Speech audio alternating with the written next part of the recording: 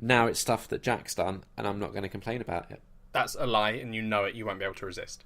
Liam, Yes. in the last 2 weeks, I have read 3 books. Okay, that's good. I haven't read American Psycho, which I know is, The one that I shock to everyone. recommended, and But there is a good reason that I've not done that. people are like we've had tweets from Gibbo who's really excited for you too. Yeah, I will get around to it. It will probably be on the next episode, I imagine. Okay. But there is a reason. So first, I'll go through an order, but hold your horses, people, before you tweet at me saying Jack's a dick and doesn't do what anyone suggests. No, do it. Tweet it. Which tweet is true. That, It's true, but just do it later. call him a dick. I mean, you can. Firstly, I read the other 2 books in the Bill Hodges trilogy. So the second book in that trilogy is called Finders Keepers. So this is a follow-on from you when you started Mr. Mercedes the other week, Yes. is it? Okay. Yeah, which Kat recommended. Yeah, and that's Stephen King? Yep, Stephen King, Cool. the legendary writer. Yep. Is legendary the right word for him? I think he probably is at this point. Yeah, he's probably one of the best known authors of our age. Yeah, I'm just trying to think. I think if you said Stephen King to most people, they would probably know who he was. Oh yeah, I'm just trying to think like who else I would put in that legendary category. Of authors, Yeah, like J.K. Tolkien. Rowling. Yeah, okay, I'll put her See, there. Tolkien, I don't know. A lot of people know of the Lord of the Rings, Yeah, but how many people, everyday people, would you say who wrote Lord of the Rings, and they would say J.R.R. Tolkien? right. So when you say legendary, you don't necessarily mean like that as a statement of the quality of their work, but as Oh more... no, I'm saying it more like he has become a legend, as in people know who he is. Right, got you. Okay, cool. Not as in. I think Stephen King is also an incredible writer. Would you say George R. R. Martin is at the legendary status?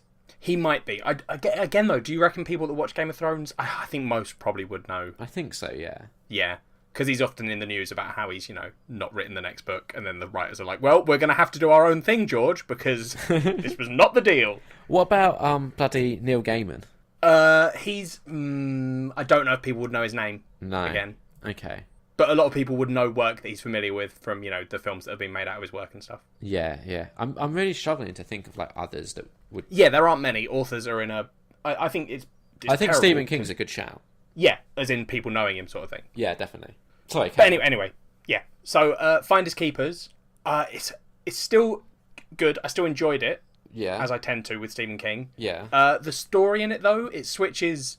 So I remember at the end of the first one, I was like, oh, I really want to keep reading about these 3 characters, like the main characters from the first book. okay, And the second book, about half of it to maybe 75%, somewhere in there, is not about them. oh, Which like not it's- even a little bit.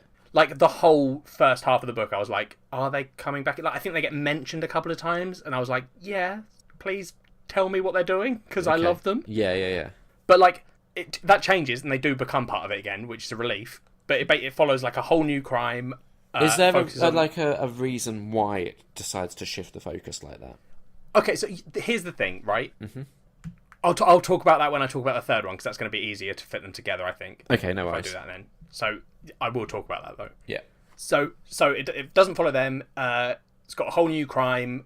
It's still sort of a guy who's a bit mentally unstable, which is similar to like they're not a bit mentally unstable. They are very mentally unstable. Okay. But like it's still a really good book. I still really enjoyed it. Yeah. It's just that bit was sort of, I don't know. I think it would have been cool if they were a much more central part, because it's the Bill Hodges trilogy and he's not in it a whole lot.